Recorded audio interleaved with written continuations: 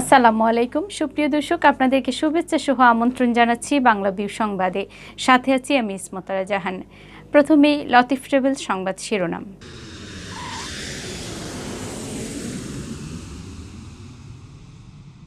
ঈদ পর্যন্ত শিথিল, পরে কঠোর বিধিনিষেধ। বৃহস্পতিবার থেকে চলবে গণপরিবহন, খুলবে দোকানপাট। দেশে সর্বোচ্চ সংখ্যক করোনা রোগী শনাক্তের নতুন রেকর্ড, মারা গেছেন আরও 220 জন। কঠোর লকডাউনের দ্বাদশ দিনে তীব্র গরম উপেক্ষা করে সিলেট নগরীতে বেশি ছিল রিকশা সহ অন্যান্য যানবাহনে মানুষের উপস্থিতি। সিলেটের শাহপরান এলাকায় নিজ ঘরের ভেতর থেকে যুবকের ঝুলন্ত লাশ উদ্ধার, পরিবারের দাবি হত্যা। সিলেট মহামারী করোনা ভাইরাসে গত 24 ঘন্টায় আরও 5 জনের মৃত্যু হয়েছে, শনাক্ত আরও 375 জন। এতক্ষণ শুনছিলেন শিরোনাম, এবার বিস্তারিত। করোনা মহামারী রোধে চলমান কঠোর বিধিনিষেধ শেষ হচ্ছে আগামী বুধবার। পরদিন বৃহস্পতিবার থেকে 23 জুলাই পর্যন্ত শিথিল থাকবে বিধিনিষেধ। এই সময় স্বাস্থ্যবিধি মেনে চলবে গণপরিবহন, খোলা থাকবে শপিং মহল, দোকানপাট। কোরবানির পশু কেনাকাটা ও ঈদে মানুষের চলাচল নির্বিঘ্ন করতে এই সিদ্ধান্ত নিয়েছে সরকার। সোমবার এই সিদ্ধান্ত হয় বলে সূত্রে জানা গেছে, তবে মন্ত্রিপরিষদ বিভাগ থেকে এখনও আনুষ্ঠানিক কোনো ঘোষণা আসেনি। আজ রাতে মন্ত্রী পরিষদ বিভাগের সচিবের সভাপতিত্বে একটি সভা হবে, সেখানে এ বিষয়ে চূড়ান্ত সিদ্ধান্ত আসবে। আগামীকাল মঙ্গলবার এ সংক্রান্ত সরকারি আদেশ জারি করা হতে পারে বলে সূত্রে জানা গেছে। সিদ্ধান্ত অনুযায়ী বিধিনিষেধ শিথিল হলেও বন্ধ থাকবে বেসরকারি অফিস, আর ভার্চুয়ালি চলবে সরকারি অফিস। দেশে করোনার প্রকোপ মারাত্মক আকার ধারণ করায় গত 1 জুলাই থেকে কঠোর বিধিনিষেধ চলছে। প্রথমে 7 জুলাই পর্যন্ত তা থাকলেও পরে তা আরও 1 সপ্তাহ বাড়ানোর সিদ্ধান্ত হয়, যা আগামী বুধবার শেষ হবে। ঈদে ঘরমুখ মানুষের চাপ সামাল দিয়ে যাত্রা নির্বিঘ্ন করতে বিধিনিষেধ শিথিলের সিদ্ধান্ত হয়েছে। তবে পরিস্থিতির অবনতি হলে ঈদের পর আবার 14 দিনের কঠোর বিধিনিষেধ আসতে পারে বলে মন্ত্রিপরিষদ বিভাগ সূত্রে জানা গেছে। আগের দিনের রেকর্ড ভেঙে সর্বশেষ 24 ঘন্টায় দেশে সর্বোচ্চ সংখ্যক করোনা রোগী শনাক্তের নতুন রেকর্ড হয়েছে। গত 24 ঘন্টায় দেশে 13,768 জনের শরীরে করোনা ভাইরাস শনাক্ত হয়েছে। এটি একদিনে সর্বোচ্চ শনাক্ত। এ সময় করোনায় আক্রান্ত হয়ে মারা গেছেন আরও 220 জন। সোমবার বিকালে স্বাস্থ্য অধিদপ্তরের অতিরিক্ত মহাপরিচালক অধ্যাপক ডাক্তার নাসিমা সুলতানা স্বাক্ষরিত এক বিজ্ঞপ্তিতে এই তথ্য জানানো হয়।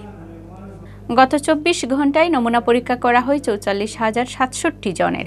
এতে 13,768 জনের দেহে সংক্রমণ শনাক্ত হয়েছে। পরীক্ষার বিপরীতে রোগী শনাক্তের হার দাঁড়িয়েছে 31.24%। সব মিলিয়ে দেশে এ পর্যন্ত করোনা সংক্রমিত শনাক্ত রোগীর সংখ্যা দাঁড়িয়েছে 10,34,957 জন। স্বাস্থ্য অধিদপ্তর জানায়, উল্লেখিত সময়ে করোনা থেকে সুস্থ হয়েছেন 7,020 জন, আর মোট সুস্থ রোগীর সংখ্যা 8,81,521 জন।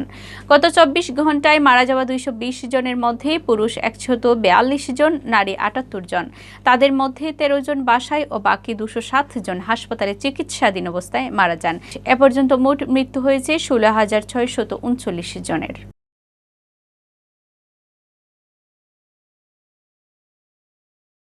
করোনা ভাইরাস সংক্রমণের ঊর্ধ্ব গতি প্রতিরোধে চলমান লকডাউনের দ্বাদশ দিনে সিলেট নগরীতে মানুষের আনাগোনার পাশাপাশি চলাচল আরও বেড়েছে যানবাহনের।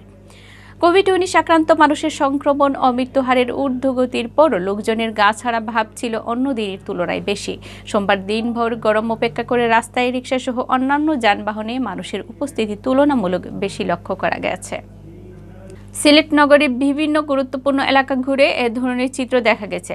লকডাউনের আওতামুক্ত পরিবহন ও কিছু সরকারি অফিস, ব্যাংক সেবা খাতে অফিস খোলা থাকার কারণে সড়কে রিকশা, ব্যক্তিগত যানবাহনের চলাচল ছিল বেশি। সড়কে লকডাউনের আওতামুক্ত যানবাহন এ রিকশার চলাচল তুলনামূলক কম থাকলেও সময় বাড়ার সঙ্গে সঙ্গে পাল্লা দিয়ে বৃদ্ধি পেতে শুরু করে চলাচল। সিলেট নগরীর বিভিন্ন পয়েন্টে রিকশা চালকদের সংখ্যাও এদিন আগের চেয়ে তুলনামূলক বেড়েছে। বিভিন্ন কাঁচা বাজার ও অলিগলির দোকানপাটে নিত্য প্রয়োজনীয় দ্রব্য কেনাকাটার বাইরে বের হওয়া মানুষের সংখ্যাও ছিল চোখে পড়ার মতো। তবে স্বাস্থ্যবিধি পালনের ক্ষেত্রে অধিকাংশ লোকজনের মাঝে অনীহা দেখা যায়। লকডাউনের বিধিনিষেধ স্বাস্থ্যবিধি মানাতেই প্রশাসন এবং আইনশৃঙ্খলা বাহিনীর তৎপরতা তেমন লক্ষ্য করা যায়নি। অন্যান্য দিনের ধারাবাহিকতায় দিনের শেষ দিকে তাদের তৎপরতা ছিল বলে জানা গেছে।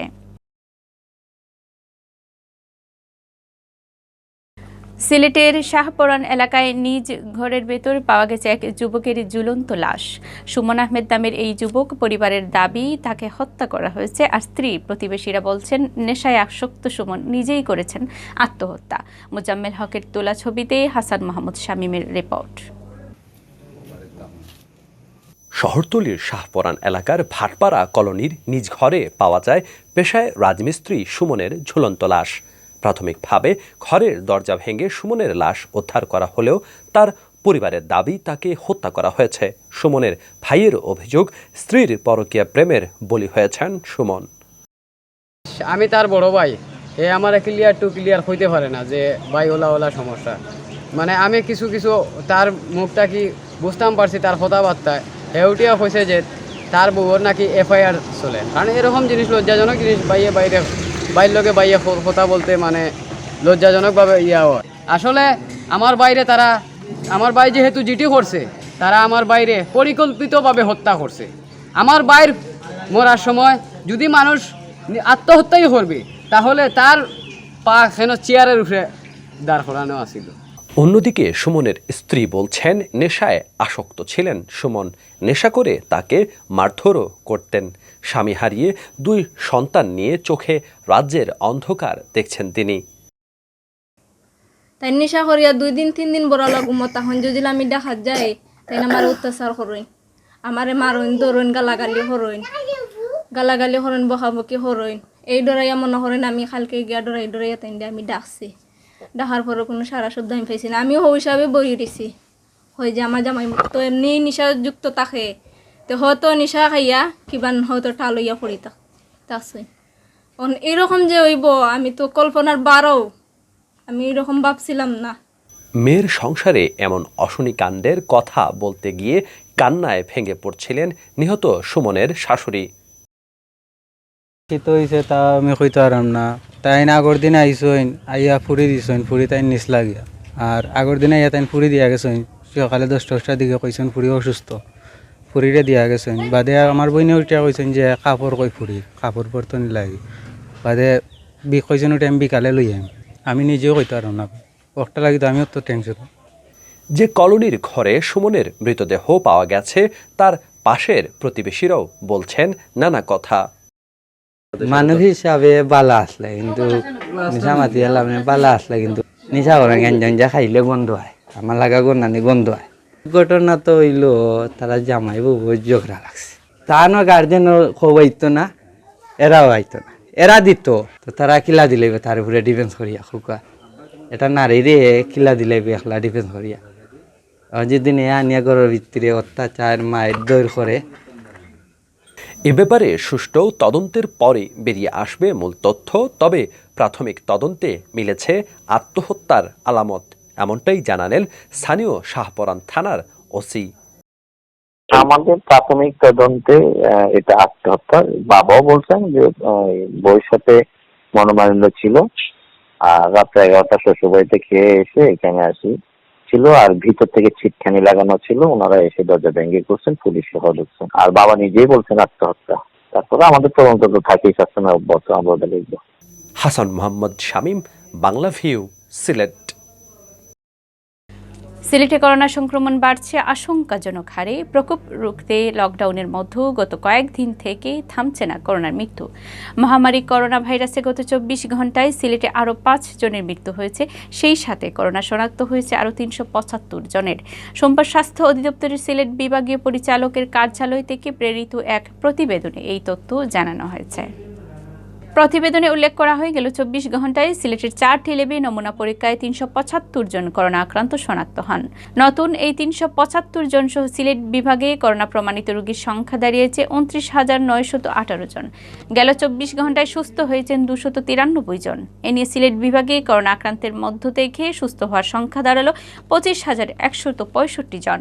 প্রতিবেদনে আরও উল্লেখ করা হয় গত 24 ঘন্টায় সিলেট বিভাগে 5 জনের প্রাণহানি হয়। এ পর্যন্ত সিলেট বিভাগে করোনায় 529 জনের মৃত্যু হয়েছে। এর মধ্যে করোনায় আক্রান্ত হয়ে সবচেয়ে বেশি মারা গেছেন সিলেট জেলায়। এই জেলায় করোনায় 426 জনের মৃত্যু হয়েছে। এছাড়া সুনামগঞ্জ 39 জন, হবিগঞ্জে 23 জন, মৌলভীবাজারে 40 জন রয়েছেন। সংবাদ শেষ করছি, সাথে থাকার জন্য ধন্যবাদ।